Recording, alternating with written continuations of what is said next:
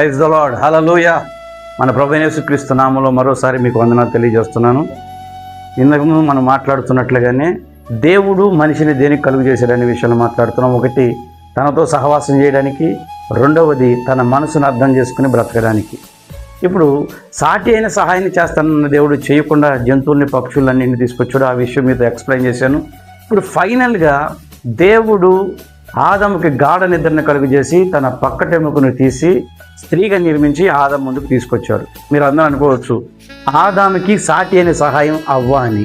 కానీ మనం బైబిల్ని జాగ్రత్తగా అర్థం చేసుకుంటే స్త్రీకి పురుషుడు లేదా పురుషుడికి స్త్రీ ఎప్పటికీ సాటి అయిన సహాయం కాలేరు.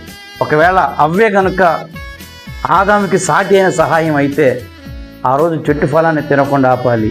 దేవుని ఏ ఉద్దేశంతో అయితే దేవుడిని మనిషిని చేశాడో ఆ ఉద్దేశం నెరవేరేటట్లు అవ్వ సహాయం చేయాలి. మీకు అర్థం అవడానికి దేవునితో సహవాసం చేసేటట్లు చెయ్యాలి అవ్వ.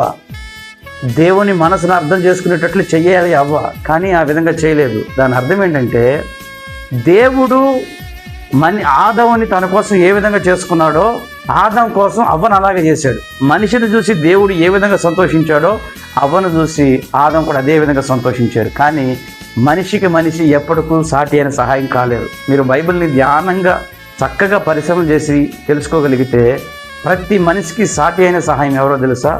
కేవలం పరిశుద్ధాత్మ దేవుడు మాత్రమే. బైబిల్ చెప్తుంది, నేను మిమ్మల్ని అనాథలుగా విడవను, ఆదరణకర్తను మీకు పంపిస్తానని.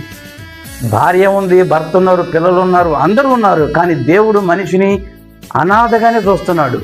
మీరు అనాథలుగా ఇక మీదట ఉండరు. కారణం ఏంటంటే సాటి అయిన సహాయమైన పరిశుద్ధాత్మ దేవుణ్ణి నేను మీకు పంపిస్తున్నా. ఆయనే మీకు సహాయకుడిగా ఉంటాడు.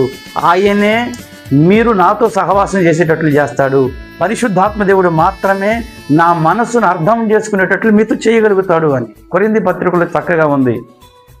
మనకు పరిశుద్ధాత్మ దేవుడే దేవుని మనసుని బయలుపరుస్తాడు అని. అంటే దేవుడు మాత్రమే నిర్ణయించుకున్న ఆలోచనలను పరిశుద్ధాత్మ దేవుడే మనకు బయలుపరిచి దేవుని ఆలోచన ప్రకారం మనం నడవడానికి సహాయం చేస్తారు. కాబట్టి గుర్తుపెట్టుకోండి, ఈ అధ్యాయం మీరు జాగ్రత్తగా పరిశీలన చేస్తే పరిశుద్ధాత్మ దేవుడే మనకు సాటి అయిన సహాయం. కాబట్టి ఆయనతో సహవాసం చేయండి. స్త్రీలైన పురుషులైన నీ భర్త నీకు సాటి అయిన సహాయం కాదు, భార్య సాటి అయిన సహాయం కాదు.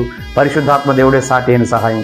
ఆయనతో సహవాసం చేస్తూ దేవునితో సహవాసంలోనూ దేవుని మనసును అర్థం చేసుకుంటూ ముందు కొనసాగుతూ నిత్యత్వంలో ఆయనతో కూడా సదాకాలం ఉన్నాం. దేవుని కృప మనందరికీ తోడై నడిపించుగాక. God bless you all.